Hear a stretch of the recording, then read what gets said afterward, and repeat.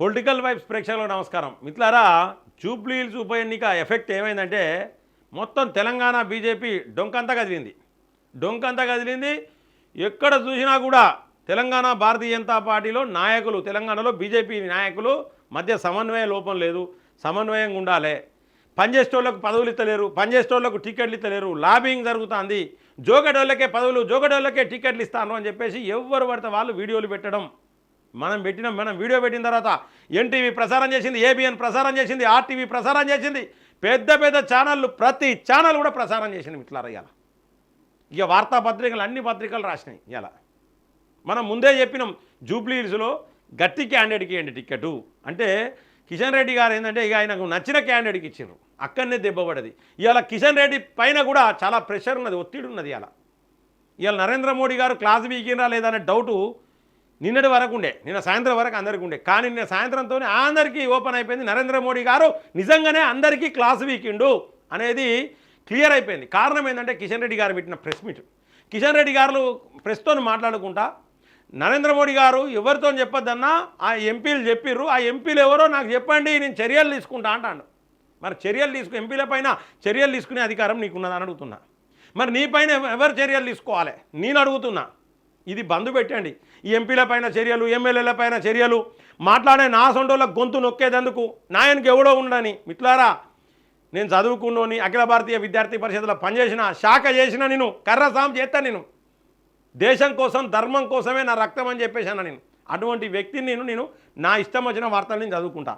నాతో అందరూ టచ్లో ఉంటారు. మిత్రులారా, కిషన్ రెడ్డి గారు తప్పితే ప్రతి ఒక్కరు టచ్లో ఉంటారు. ఎమ్మెల్యేలు, ఎంపీలు ప్రతి ఒక్కరు నాతో టచ్లో ఉన్నారు. భారతీయ జనతా పార్టీ రాష్ట్ర నాయకులు, నేషనల్ పార్టీ కూడా కొంతమంది నాతో టచ్లో ఉన్నారు. తప్పేమున్నది మిత్రులారా? నేషనల్ పార్టీ కూడా ఉన్నారు కొంతమంది నాతో టచ్లో. నేను ఢిల్లీకి కూడా పోతా, నెలకు ఒకసారి ఢిల్లీకి పోతా. తప్పేమున్నది? అందరు టచ్లో ఉంటారు. నేను కామన్ మ్యాన్ అయినా కూడా నాకు భారతీయ జనతా పార్టీ అంటే ఇష్టం, నరేంద్ర మోడీ అంటే ఇష్టం. దేశం కోసం, ధర్మం కోసం, దేశ రక్షణ కోసం ముందు వరుసలో నేను ఉంటా. తప్పేమున్నది? ఈ ఎంక్వైరీలు బంద్ పెట్టి ఆ ఎంపీ మీద చర్య తీసుకుంటా, ఈ ఎంపీ మీద చర్య తీసుకుంటా అనే బదులు రాజాసింగ్ను లోపల తీసుకో. ఎందుకు రాజాసింగ్ను లోపల తీసుకుంటలేరు? రాజాసింగ్ మీద చర్యలు తీసుకున్నావు కథం, పార్టీని బొందబెట్టుడేనా? రాజాసింగ్ లోపల తీసుకో. కొత్త నాయకులను ప్రోత్సహించండి. పాత కొత్త అన్ని సమపాలల్లో పనిచేయించండి. బాధ్యతలు ఇవ్వండి. టిక్కెట్లు ఇచ్చేటప్పుడు ఒక కమిటీ, మంచి కమిటీ ఏర్పాటు చేయండి. మీరే ముగ్గురు నలుగురు ఈ కథ, ఈ పనికి ఆనియకండి. మిత్రులారా, భారతీయ జనతా పార్టీలో ముగ్గురు నలుగురు చేతులనే పార్టీ ఉన్నదని ప్రతి ఒక్కరు అనుకుంటారు. నేను ఒక్కని కాదు, ప్రతి ఒక్కరు అనుకుంటాను. ఈ వీడియో ఎవరు పెట్టి ఇచ్చిర్రు, ఈయన ఎందుకు పెట్టిండు, ఈయన వెనక ఎవరున్నారు, ఎవరితో మాట్లాడతాడు, అందరితో మాట్లాడతాడు. తప్పేమన్నా అలా? దీనికో ఎంక్వైరీ, దీనికో విచారణ అవసరమా? Time waste of time. మీరు టైం వేస్ట్ చేయకండి. కిషన్ రెడ్డి గారికి చెప్తా ఉన్నా, మీరు చిన్న కార్యకర్త నుంచి ఇలా కేంద్ర మంత్రి 2 సార్లు అయినా కూడా తెలంగాణలో అధికారంలోకి రాలే. 2 ఎంపీలు ఉన్న రోజులలో 1984లా మన తెలంగాణ నుంచి ఒక ఎంపీ ఉన్నారు. అయినా తెలంగాణలో భారతీయ జనతా పార్టీ ఈ రోజు వరకు అధికారంలోకి రాలే. ఇవాళ 2 మంత్రులు ఉన్నా కూడా మన భారతీయ జనతా పార్టీ అధికారంలోకి వచ్చే పరిస్థితి లేదు. ప్రశాంత్ కిషోర్ అనే వ్యక్తి ఇవాళ పీకే ఏం పెట్టిండు మిత్రులారా? గ్రామ పంచాయతీ ఎలక్షన్లలో సంకనాగిపోయింది బీజేపీ. అదే ఎంపీ ఎలక్షన్లలో ఎలక్ట్రానిక్ ఓటింగ్ మిషన్ కాబట్టి, ఈవీఎంలు ఉన్నాయి కాబట్టి అప్పుడు గెలిచింది అంటాడు. దానికి సమాధానం చెప్పాలి. నరేంద్ర మోడీని అగౌరవపరిస్తే చెప్పు తీసి కొడతా ప్రశాంత్ కిషోర్ గారిని. మీరు కూడా కొట్టాలి. ప్రతి ఒక్కరు కేంద్ర మంత్రులు కావచ్చు, ఎంపీలు కావచ్చు. ఇవాళ ఎలక్ట్రానిక్ ఓటింగ్ మిషన్ కాదు మిత్రులారా. అసెంబ్లీ ఎన్నికలలో ఎందుకు బీకినాం మనం? ఎలక్ట్రానిక్ ఓటింగ్ మిషన్ కాదు అసెంబ్లీ ఎన్నికలలో మనం ఎందుకు ఓడిపోయినాం? కారణం ఒక్కటే, దేశంలో నరేంద్ర మోడీ మంచి నాయకుడు ఉన్నాడు కాబట్టి అటు కాంగ్రెస్ వాడు, బీఆర్ఎస్ వాడు, కమ్యూనిస్ట్ వాడు ప్రతి ఒక్కరు పార్టీలతో తేడా లేకుండా, హిందువులు, ముస్లింలు, క్రిస్టియన్లు, సిక్కులు, జైన్లు ప్రతి ఒక్కరు కూడా నరేంద్ర మోడీ ఉండాలి, మన దేశం రక్షణగా ఉండదని ఓట్లేసిర్రు. కాబట్టి మనకు 8 సీట్లు వచ్చినాయి మిత్రులారా తెలంగాణలో. అది జరిగింది. అంతేగాని ఇలా ఎలక్ట్రానిక్ ఓటింగ్ మిషను లేకపోతే బ్యాలెట్ పేపరో సమస్య ఇది కాదు. మరి ఎందుకు మరి తెలంగాణలో అధికారంలోకి వస్తలేదు? తెలంగాణలో ప్రతి ఒక్కరికి బీజేపీకి ఓటేయాలంటుంది. ఏ పోలీసు వాళ్ళని అడిగినా, ఏ ఉద్యోగస్తులను అడిగినా, ఏ విద్యార్థులను అడిగినా, మహిళలను అడిగినా, ఊళ్ళల్లో పనిచేసుకునే వాళ్ళని అడిగినా కూడా నరేంద్ర మోడీకే ఓటేయాలంటుంది. కేంద్ర ప్రభుత్వం పథకాలు కూడా ప్రతి ఒక్కరికి వస్తాయి మిత్రులారా. రిటైర్ కాగానే రిటైర్మెంట్ బెనిఫిట్స్ ఇస్తారు. ఉద్యోగస్తులైనా, రిటైర్డ్ అయిన వాళ్ళకైనా ప్రతి ఒక్కరికి కూడా కేంద్ర ప్రభుత్వమే వస్తుంది. కానీ తెలంగాణలోకి వచ్చేసరికి మన భారతీయ జనతా పార్టీకి ఓటేస్తలేదు మిత్రులారా. కేవలం నరేంద్ర మోడీ అక్కడ ఉండాలి, ఇక్కడ బీజేపీ అవసరం లేదు, ఇక్కడ నాయకులు మంచిగా లేరు అనుకుంటా ఉన్నారు. దీన్ని గ్రహించాలి కిషన్ రెడ్డి గారు. ఈ ఎంపీ ఎవరు, ఆ ఎంపీ ఎవరో నాకు చెప్పండి, చర్యలు తీసుకుంటా అంటే మీ జాగిరి కాదు తెలంగాణ బీజేపీ. మీరు ఒక కేంద్ర మంత్రి, మీరు మొత్తం మీరు చర్యలు తీసుకుంటే ఇక్కడ భారతీయ జనతా పార్టీ నాయకులు కార్యకర్తలు ఊకుండోళ్ళు ఎవరు లేరు. ఇవాళ నేను చెప్తా ఉన్నా. ఇక పోతే మీ దృష్టి మొత్తం పుప్పాల రజనీకాంత్ గారు వార్తలు చదువుతాడు, వీనెనికి ఎవరున్నారు, లేకపోతే ఈ లీకు వీరులు ఎవరు ఇదా ఏం చేసిర్రు. నరేంద్ర మోడీ గారు మీటింగ్ పెడితే అది బయటికి చెప్పిర్రు, అయిపోయింది. బయటికి చెప్పరా? 8 మంది ఉన్న కాడ ఎవరో ఒకరు చెప్తూనే ఉంటారు, నడుతూనే ఉంటుంది, అది మొత్తం స్ప్రెడ్ అవుతుంది. వాళ్ళు రూపాయి చెప్తే 10 రూపాయలు రాసే వార్తాపత్రికలు ఉన్నాయి నీ దగ్గర. ఎన్ని పత్రికలు ఉన్నాయి, ఎన్ని మీడియా సంస్థలు ఉన్నాయి నీ దగ్గర? ఉన్న మీడియా సంస్థల మీద పగలు ప్రతీకారాలు దాడులు చేస్తూ ఉన్నారు. మీరు ఎన్నడన్నా మమ్మల్ని పిలిచి మీటింగ్ పెట్టే సంస్థ ఉన్నదా, పరిస్థితి ఉన్నదా? సో మిత్రులారా, కిషన్ రెడ్డి గారికి నేను సూచన చేయదలుచుకున్నా. తెలంగాణలో భారతీయ జనతా పార్టీ అధికారంలోకి రావాలంటే సత్తా ఉన్న నాయకులకు పదవులు ఇవ్వండి, బలంగా ఉండే నాయకుల నెంబర్ పెట్టుకోండి, బలంగా ఉండే మీడియా సంస్థ నెంబర్ పెట్టుకోండి. బలవంతులకే, ఎవరైతే బలంగా ఉంటారో వాళ్ళకే టిక్కెట్లు ఇవ్వండి. అంతేగాని మీకు దండం పెట్టి మీ కాళ్ళు మోకి మీ చెప్పులు మోసి మీ కాళ్ళు ఒత్తడోళ్లకు టిక్కెట్లు ఇవ్వద్దు, మీ కాళ్ళు ఒత్తడోళ్లకు మీ చెప్పులు మోసేటోళ్లకు పదవులు ఇవ్వద్దు. మన పార్టీ పరిస్థితి ఇట్లయితే ఉన్నది. మనం ఓడిపోతామా, అక్కడ గెలుస్తామా తర్వాత సంగతి. కానీ గట్టి నాయకుని నిలబెట్టాలి, గట్టి లీడర్ను నిలబెట్టాలి, గట్టి అభ్యర్థిని నిలబెట్టాలి. నిలబెట్టినప్పుడు మాత్రమే భారతీయ జనతా పార్టీ ముందుకు పోతుంది. కొత్త వాళ్ళకు కూడా గౌరవించండి, కొత్త వాళ్ళకు ప్రాముఖ్యత ఇవ్వండి. ఎందుకు జాయిన్ చేసుకోవాలో వాళ్ళని ఎందుకు పక్కా పెట్టాలి. లిస్టు చెప్తే శాంతాడంత ఉంటుంది.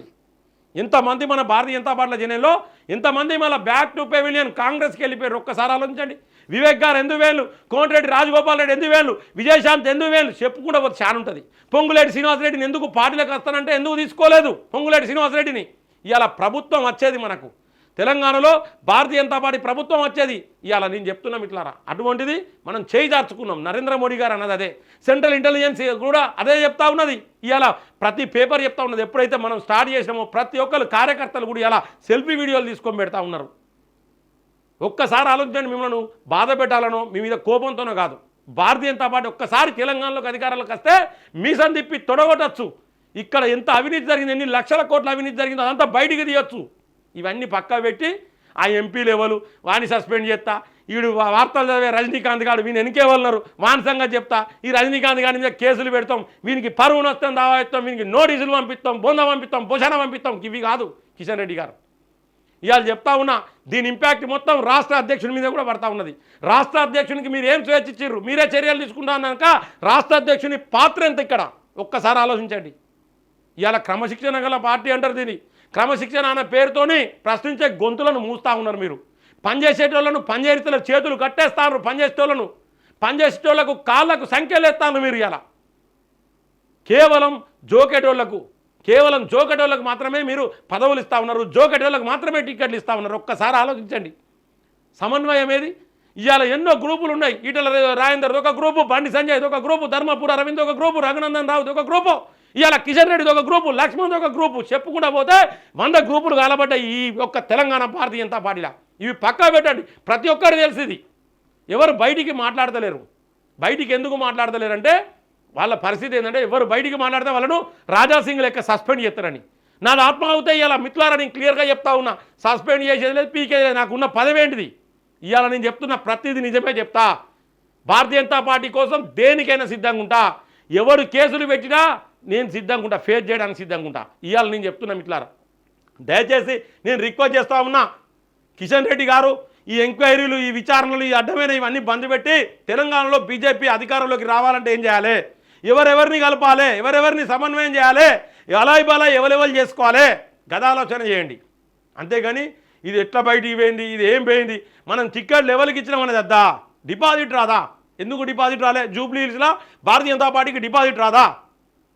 8 ఎంపీలు గెలిచడం, మీరు ఎంపీగా ఉన్న మీ యొక్క పార్లమెంట్ సెగ్మెంట్లో డిపాజిట్ రాకపోవడం అవమానం కాదా? ఒక్కసారి ఆలోచించండి కిషన్ రెడ్డి గారు.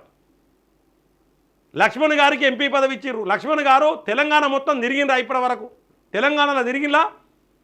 ఇక పోతే బీసీ ఉద్యమకారుడు మహానేత ఆర్ కృష్ణయ్యకి ఎంపీ పదవి ఇచ్చిర్రు. తెలంగాణలో తిరుగుతూ ఉన్నాడా భారతీయ జనతా పార్టీ కోసం? ఎందుకు ఇస్తున్నారు వీళ్ళకి ఎంపీ పదవులు? నేను అడుగుతా ఉన్నా. లక్ష్మణ్ గారికి ఒక ఎంపీ పదవి అది సరిపోనట్టు ఓబీసీ మోర్చాలు, ఆ మోర్చాలు, ఈ మోర్చాలు అని చెప్పేసి అడ్డమైన పదవులను ఇస్తూ ఉన్నారు. ఒక్కసారి ఆలోచించండి, అవసరమా? ఇంత అడ్డంగా పదవులు ఎందుకు ఇస్తున్నారు మీరు ఒక్కసారి ఆలోచించండి. భారతీయ జనతా పార్టీ అందుకే వెనుకబడినది. ముఖ్యంగా ఏంటంటే జూబ్లీహిల్స్ ఉప ఎన్నిక తర్వాత మార్పులు చోటు చేసుకున్నాయి. ఇలా నరేంద్ర మోడీ గారు క్లాస్ వీకిరు ఎట్టి పరిస్థితుల్లో తెలంగాణలో నెక్స్ట్ అధికారంలోకి రావాలే, ఇది నాకు కావాలని బల్ల గుద్ది చెప్పిండు నరేంద్ర మోడీ.